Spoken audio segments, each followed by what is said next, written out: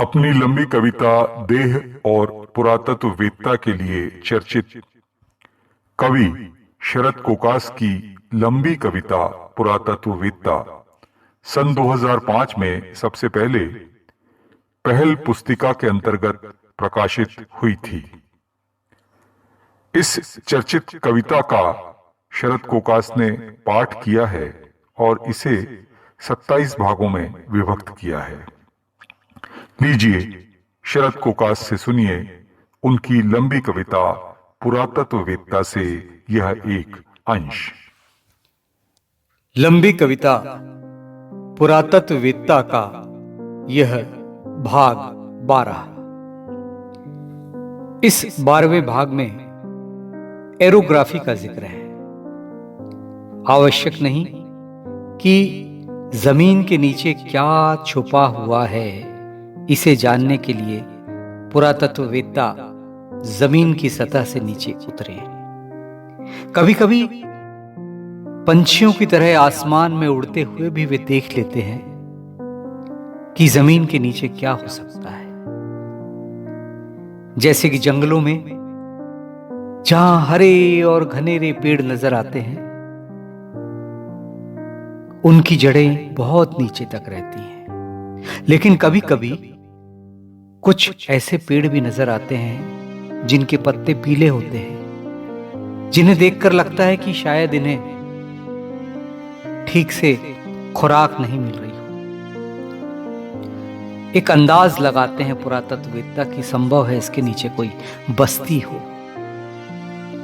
इसी तरह इजराइल और फिलिस्तीन के पास जेरोम नाम का शहर पुरातत्ववेत्ताओं ने ढूंढ कर निकाला था। लंबी कविता पुरातत्ववेत्ता।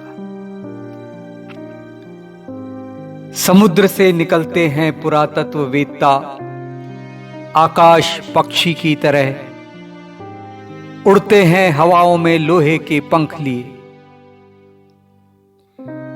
जैसे उड़े थे विश्व युद्ध में हवाई जहाज आसमान में, उड़ते हैं पुरातत्ववेत्ता हवाओं में लोहे के पंख लिए। जैसे उड़े थे विश्व युद्ध में हवाई जहाज आसमान में, जहां से बच्चों के खिलौनों की तरह नजर आती थी बस्तियां। और एक टूटा हुआ खिलौना ढूंढ निकाला था सैनिकों ने। और एक टूटा हुआ खिलौना ढूंढ निकाला था सैनिकों ने इजराइल और फिलिस्तीन के पास कहीं जमीन के भीतर बसी हुई बस्ती जेरोम की शक्ल में। जंगल नजर आते हैं आसमान से हरे और घनेरे।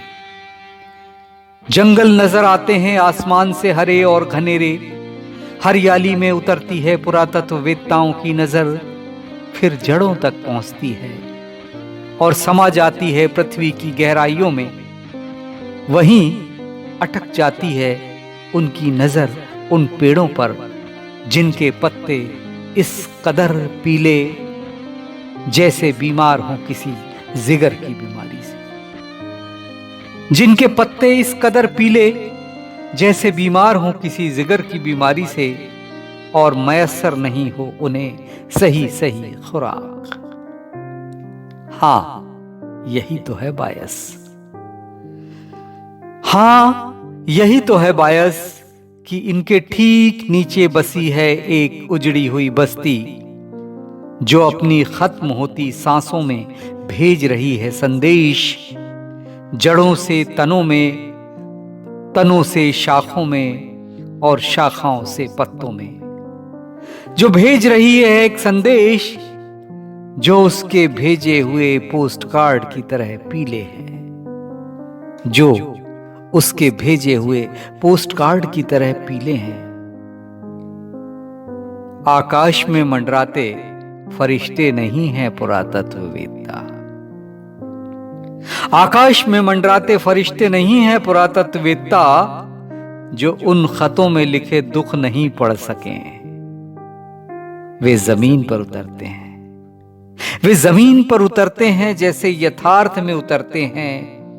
फिर चूमते हैं उन खतों को और पढ़ते हैं उन्हें। और लौटा लाते हैं मरती हुई सभ्यता की बची हुई सांसें। लौटा लाते हैं एक मरती हुई सभ्यता की बची हुई सांसें।